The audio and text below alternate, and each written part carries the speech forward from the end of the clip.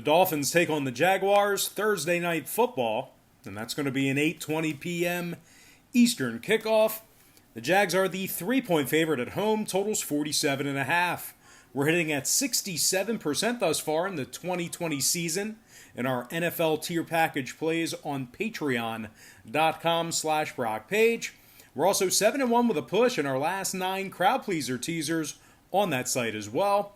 For more information on how you can access this exclusive sports betting content, the link for that site is in the description section below. And once again, that's patreon.com/Brock page.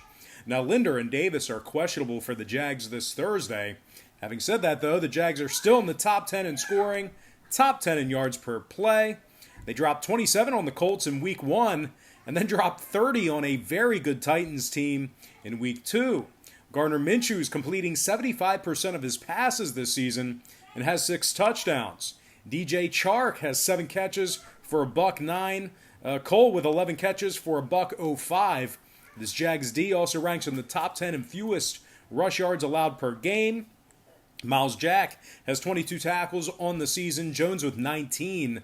Jacksonville has covered the number in 5 out of their last 6 meetings with the AFC East. They are taking on a Miami squad who's winless on the season. They rank in the bottom 10 in scoring, bottom 10 in rushing. Jones and Roberts are both listed as questionable for Thursday. The Finns also rank in the top 3 in the league in most yards allowed per play. Miami's dropped 14 out of their last 16 road games, so if you're into historical trends, these guys have not been good when traveling over the past couple of seasons. Now, when it comes to the total in this one, this Miami defense is allowing 26 points per contest through 2 weeks. 7 out of Dolphins' last 9 contests, dating back to last season, also got over the posted total. Meanwhile, the Jaguars are 2-0 to the over thus far for the season. 6 out of Jacksonville's last 7 contests against the AFC got over the number as well. Give me the Jaguars -3 and the over 47 and a hook in that contest. And before we go ahead and move on, just want to take another quick timeout and welcome you to the video. Got some lines and personal leans out for NFL Week 3. But before we go ahead and dive into some more free content right here on YouTube, I just want to quickly remind you once again that we are off to a real good start in our NFL tier package on Patreon. We're currently hitting at 67% in our NFL tier package this season on patreon.com/Brock page. We're also 7-1 with a push in our last 9 crowd pleaser teasers on that site as well. For more information on how you can join in on the action, link for that site is in the description section below. And once again, that's patreon.com/Brock page. And moving on, we're going to take a look at the Titans taking on the Vikings, 1 p.m. Eastern start time. The Titans are -2.5 on the road, totals 47 and a hook. The Vikings are plus $1.20 for an outright win. Now, the Vikings also rank in the bottom 3 in the league in passing yards per game, bottom 3 in offensive time of possession. The Vikings are 0-2 straight up thus far in the season, and they put up just 11 points on the Indianapolis Colts. Minnesota's also 0-2 against the spread through weeks 1 and 2, and they rank in the top 3 in the league in most points allowed per contest. Now, keep an eye on Boone and Dantzler as they are listed as questionable. Barr, Hunter, Eflin, and Dorn are all on the IR for the Vikings. Now, Minnesota's in the top 5 in most pass yards allowed per game, top 5 in most rush yards allowed per game as well. They're taking on a Tennessee ball club who just put up 33 points on the Jags in Week 2. Now, the Titans remain unbeaten on the season, and they find themselves averaging 25 points per contest. Now, Beasley, Brown, and Roberson, and Evans as well, they're all questionable for Sunday. Having said that, though, Ryan Tannehill's completing 70% of his passes this season, 488 yards and 6 touchdowns. Derrick Henry's also rushed for 200 yards on the season as well. And Jonnu Smith has caught 3 touchdown passes from that tight end spot. Tennessee ranks in the top 10 in first quarter scoring, top 5 in fewest second quarter points allowed. Now, total-wise, 8 out of Tennessee's last 10 contests with the NFC got over the posted number. 5 out of Minnesota's last 6 against the NFC got over the line as well. Give me the Tennessee Titans -2.5 and the over 47.5 in that contest. Next matchup, Washington football team taking on the Cleveland Browns, 1 p.m. Eastern start time. The Browns are minus 7.5, totals 44. Now, Cleveland let a rookie quarterback put up 30 points on them in week 2. They also failed to cover the number in both weeks 1 and 2 as well. Claiborne, Vernon, Johnson, Williams, Wilson, and Phillips, they are all questionable for Cleveland. David Njoku still on the IR. The Browns are in the bottom 5 in the league in passing yards per game. Cleveland also ranks in the top 5 in most points allowed per contest. Cleveland's failed to cover the number in their last 5 straight against the NFC East. They also rank in the top 5 in most second quarter points allowed. Now they're taking on a Washington football team who actually, believe it or not, successfully covered the number against the Eagles in week 1. That was actually an outright victory in that one. The Washington football team ranks in the top 10 in fewest yards allowed per play, thanks to all those sacks. And they're also in the top 3 in fourth quarter scoring. Terry McLaurin has a dozen catches for 186 yards and a touchdown. Sims also caught the ball 6 times for an average of 17 yards per reception. Now, total-wise, Washington's 5-1 to the over in their last 6 against the AFC North. They also saw their Week 1 contest against Philadelphia get over the line as well. Meanwhile, the Browns on the other side saw their Week 2 contest against the Bengals fly way over the posted number themselves. Cleveland's 5-1 to the over in their last 6 games as the favorite as well. So with all that said and done, give me the underdog Washington football team plus 7.5, keeping this one close, and the over 44 in that contest. All right, next matchup, it is going to be Niners-Giants, 1 p.m. Eastern start time. The Niners are the 4-point favorite, totals 41. The Giants are plus $1.70 for some money line cash. New York's going to have to go to work this season without Saquon Barkley, who blew out his ACL in week 2. Certainly a tough injury for New York. Shepard, Colbert, and Coughlin are all questionable for Sunday with injuries as well. The Giants are in the bottom 3 in scoring, bottom 3 in rush yards per game. They're averaging just 14 points per contest, and they failed to cover the point spread in 6 out of their last 7 home games. Now, Daniel Jones has thrown 3 interceptions thus far in the season. And he's been sacked 7 times already. When it comes to the defensive side of things, the Giants rank in the top 10 in most rush yards allowed per game. Now, they are taking on a Niners team who, don't get me wrong, they are clearly banged up themselves. A lot of folks thinking maybe it was that turf at the Meadowlands. Having said that, though, they were able to handle the Jets 31-13 in week 2, despite losing a bunch of key players in that contest. This Niners defense also ranks in the top 5 in fewest pass yards allowed per game. They're in the top 5 in fewest yards allowed per play as well. Fred Warner leads this Niner defense in tackles with 21. Mosley's got 17 tackles and 2 passes defended. And Quan Alexander has 2 tackles for loss, 11 solo tackles on the year as well.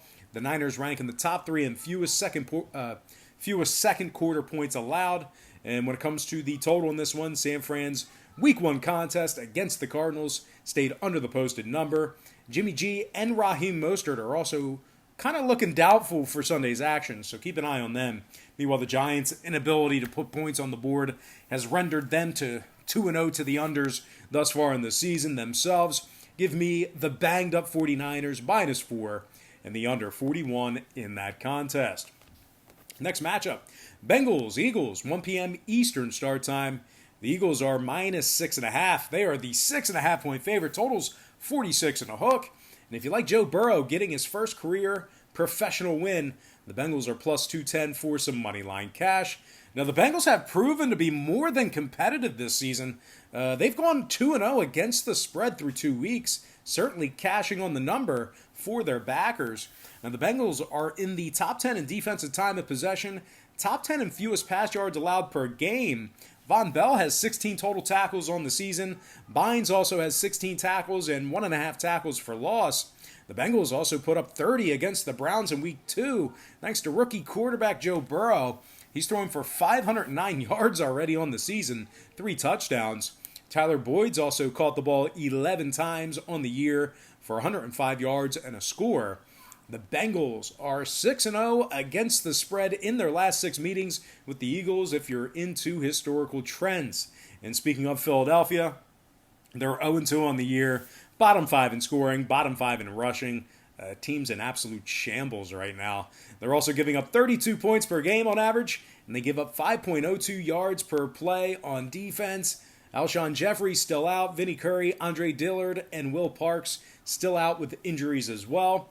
And when it comes to the scoring in this one, Philly's 2-0 to the over thus far in the season. No surprise there.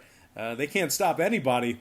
Meanwhile, the Bengals on the other side find themselves giving up 26 points per contest themselves. So, although I do think Cincy should be able to keep this one close, we might see a few more points than expected. So with all that said and done, I'm going to lean toward another underdog. Give me the underdog Cincinnati Bengals plus 6.5 and the over 46 and a hook in that game. All right, next matchup, it is going to be Bears-Falcons, 1 p.m. Eastern start time. The Falcons are the 3.5-point favorite. Total's 47 and a hook. The Bears are plus $1.65 for an outright win. Now, the Bears are also undefeated on the season. Victories over the Lions and Giants to start the 2020 campaign. The Bears are in the top 10 in rush yards per game, top 10 in offensive time of possession. David Montgomery's rushed for 146 yards on the season, 5 yards a carry he's averaging as well. The Chicago defense also ranks in the top 3 in the league in fewest points allowed. Roquan Smith leads the team in tackles with 15, Jackson with 12 solo, and Akeem Hicks has also sacked the quarterback twice on the season. The Bears have successfully covered the number in 9 out of their last 11 meetings with Atlanta, certainly having Atlanta's number with regard to the number. And, speaking of the Falcons, they got a slew of guys who might not play Sunday. Allen, Harris, McKinley, McGarry, Sheffield, and Davidson all listed as questionable for this Sunday's contest. The Falcons rank in the top 3 in the league in most points allowed per contest. They're also in the top 3 in most pass yards allowed per game. Atlanta gave up 38 points to Seattle in Week 1, 40 points to Dallas in Week 2. Their defense is also giving up nearly 7 yards per play. No surprise here, Atlanta's currently 2-0 to the over on the season. They're allowing 39 points per contest. Meanwhile, the Bears saw their Week 1 meeting against Detroit get well over the total themselves. So with all that said and done, going to lean toward another underdog getting the job done against the number. Give me the underdog Bears plus 3.5 and the over 47 and a hook in that game. All right, next matchup, it is going to be Raiders-Pats, 1 p.m. East in Foxborough. The Pats are the 6-point favorite. Total's 48. And if you like the Raiders in an upset here, they're plus 250 for some money line cash. Now, the Raiders are 2-0 straight up on the season, and they rank in the top 5 in the league in scoring on average per contest. Derek Carr is completing 74% of his passes thus far in the year, 521 total yards and 4 touchdowns. Darren Waller's caught 18 balls for 148 and a score, and running back Josh Jacobs has run for 3 touchdowns and 181 yards thus far himself. Las Vegas ranks in the top 3 in second quarter scoring, top 5 in third quarter scoring as well. They're taking on a Patriots squad who might have to go to work without Keene and Uche, both listed as questionable for Sunday's action. Now, this New England defense gave up 35 to the Seahawks on Sunday, and they do rank in the top half of the league in most yards allowed per play. Certainly not, consistent with the way their defense has been in recent seasons. But anyway, the Pats also rank in the bottom 10 in first quarter scoring as well. And when it comes to the total in this one, the Pats' Week 2 contest against Seattle flew way over the posted total. New England's also averaging 26 points per game. Meanwhile, the Raiders on the other side are 2-0 to the over thus far for the season themselves. I'm going to lean toward another dog. Give me the Raiders plus 6 on the road, keeping this one close, and the over 48 in that contest. Next and final matchup for the show, it is going to be the Rams taking on the Bills, 1 p.m. Eastern start time. The Bills are the 2.5-point favorite. Total's 47 and a hook. And if you'd like the Rams to win this one outright, they're plus $1.15 for a straight-up win. The Rams are 2-0 on the season, 6-1 against the spread in their last 7, dating back to last season. LA ranks in the top 3 in rush yards per game, top 10 in pass yards as well. Jared Goff's thrown for 542 yards and 3 touchdowns. Malcolm Brown's averaging 4.3 yards per carry and scored twice. And tight end Tyler Higbee has caught 3 touchdown receptions on the season as well. This Rams, guys, get out of here. This Rams defense also, hey, can you grab them? This Rams defense also ranks in the top 5 in fewest points allowed per contest. They gave up 19 points or less in each of their first 2 games this season. Kaiser leads the team in tackles with 23. Fuller has 17. This Rams team has successfully covered the number in 9 out of their last 11 road games. They're taking on a Bills squad who let the Miami Dolphins score 28 against them last Sunday. And this sputtering Bills defense is even more banged up going into Week 3. Milano, Edmonds, and Phillips listed as questionable for Sunday's action. The Bills are in the top half of the league in most pass yards allowed per game. They also rank in the bottom half of the league in rush yards per game offensively. The Bills failed to cover the point spread against Miami in Week 2, and they've gone just 2-5 ATS in their last 7, dating back to last season. Now, total-wise, Buffalo's 2-0 to the over thus far for this season. The Rams also saw their Week 2 contest against the Eagles get over the line themselves. So with all that said, going to lean toward yet another underdog. Give me the underdog Rams plus 2.5 and the over 47.5 in that contest. All right, guys, that's going to do it for me. We almost lost the podcast there. Got a little crazy at the end, but anyway, we went through the whole podcast and like these kids come bursting out on the last game. But anyway, guys, for the last one, I can't even hear it, man. They're wild. They're wound up. It's literally the last one. How is it that it's the last one? Hey, at least it wasn't the second one. Anyway, guys, that's going to do it for me. God, you're doing a great job, baby.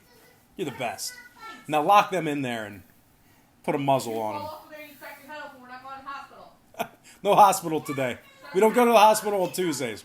Anyway, got to thank you for joining me right here on YouTube. Really hope you guys enjoyed all this great free content, all this great free information. And with that said, happy Tuesday to you.